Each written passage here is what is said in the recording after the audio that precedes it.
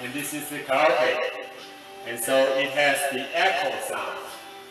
Can you hear that is the echo? So this can be, to screen in the television. And you can see here it's very clear. And the sound is from the YouTube. So we took the YouTube MIDI sound and put it in our app.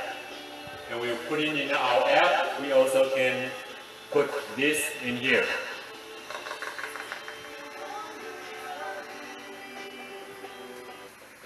So when we put in here, it's much easier. You can touch the screen and make a sound. And also, you can have the sounds higher, up key, or down key.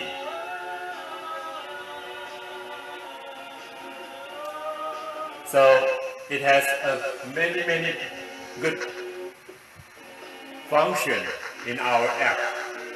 And we are having this product for the new item. You can choose to sing a sound so easily in your home. So when this will be our new generation product. And also, I will introduce